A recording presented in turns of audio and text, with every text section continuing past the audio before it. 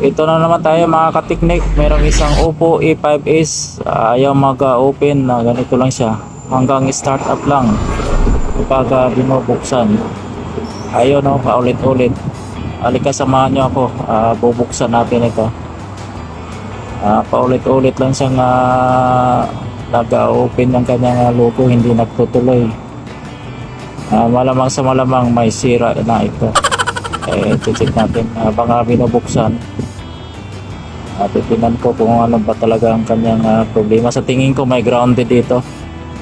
Kasi habang sinasaksak ko pa lang ang kanyang battery terminal, kusa na siya nag-open, hindi ko pa nga sa pinipindot. At ito nga, itong kanyang pindutan, power switch, ito yung nag-grounded. Ayan, lumubog na siya. Ayan ang papalitan natin. At yun ay nagiging grounded na siya. Kaya sa nag-open at hindi siya nagtutuloy, o-open ulit kasi nga nagdikit na siya, nag-grounded na siya. At ito papalitan ko, meron na akong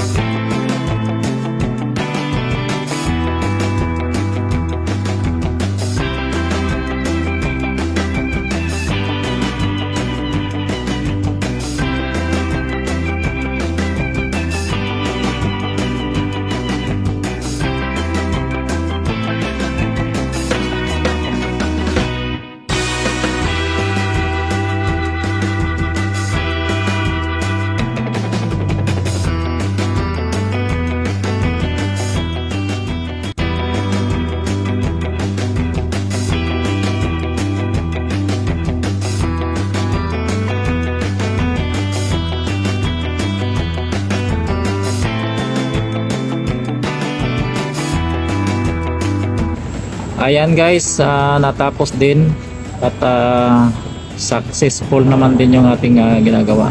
Ayun lang talaga ang naging problema dyan. Thanks for watching guys.